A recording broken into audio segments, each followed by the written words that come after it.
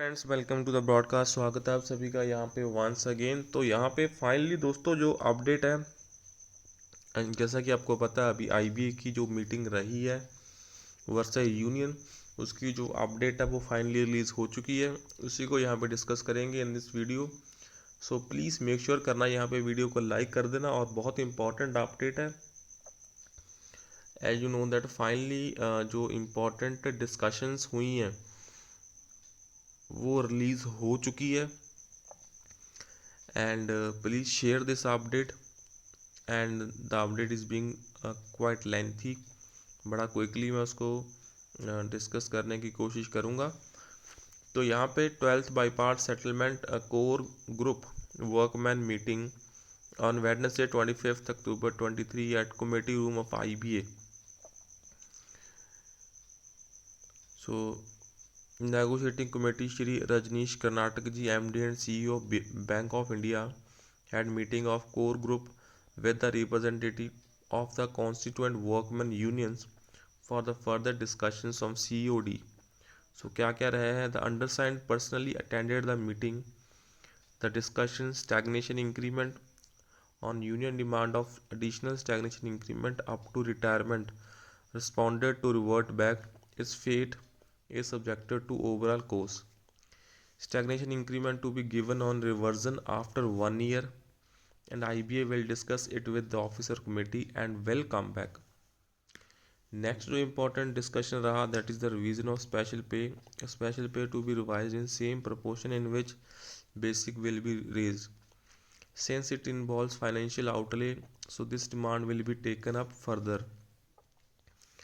Merger of single window operator A and B. So IBA intention is to enhance passing powers by merging both categories. A new designation will be introduced in place of single window operator A and B.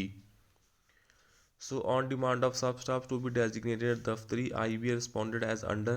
All substaff designations will be merged and new designation like attendant may be introduced for all substaffs. Next, on demand of increase in quantum of special pay with additional duties and responsibilities in each post, discussion took place. Next, revision of graduation pay PQ, PFPP on the same lines as on the case of basic pay was discussed.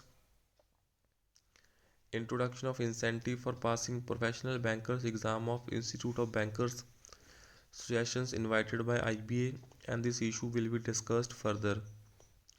Additional increments to substaff for requiring graduation was discussed.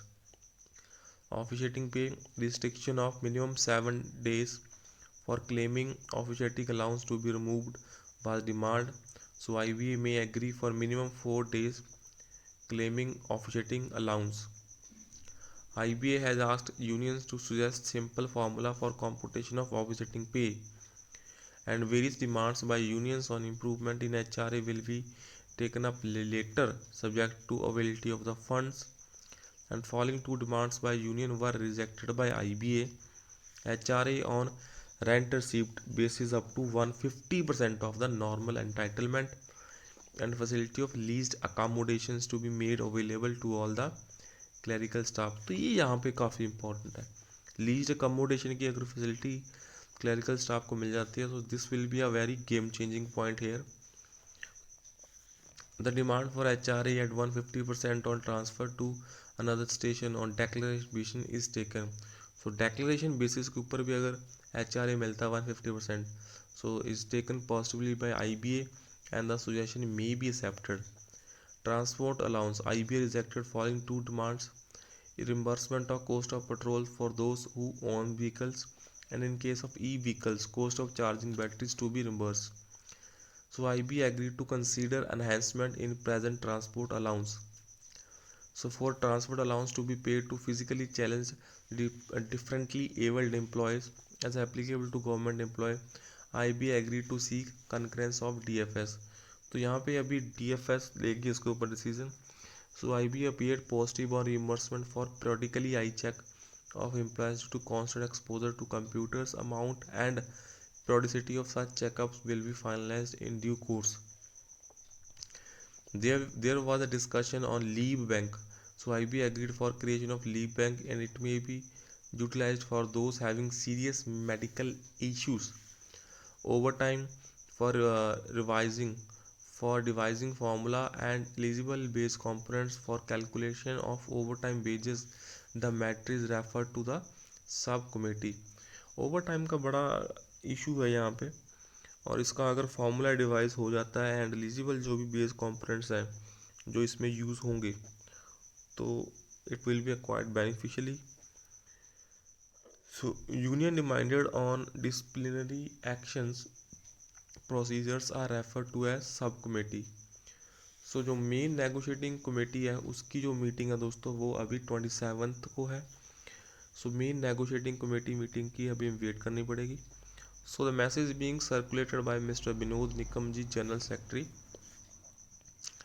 सो यहाँ पे main negotiating committee की meeting दोस्तों हमें we will meet on 27. तो आज फिर एक meeting है अभी 27 को, देखते हैं एग्जैक्टली क्या हैपन होता है. So that's all for this session. So please make sure to subscribe to channel and share this update quite after so many. बड़ी दिक्कत से ये अपडेट मिली है, और इसका जो सर्कुलर है वो यहाँ पे मैं कोशिश करूँगा आप लोगों तक शेयर कर दूँगा फ्रेंड्स.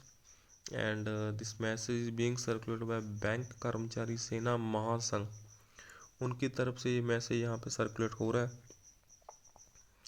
तो देखते हैं इसमें कुछ कुछ पॉइंट्स तो काफ़ी अच्छे हैं. That is merger of single window operator A and B, और अगर अकोमोडेशन का, लीज्ड अकोमोडेशन का पॉइंट काफ़ी अच्छा लगा मुझे.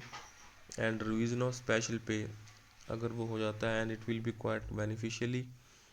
और सब स्टाफ के लिए अगर उनको भी दफ्तरी का डेजिग्नेशन मिल जाता है, क्वाइट अच्छा है.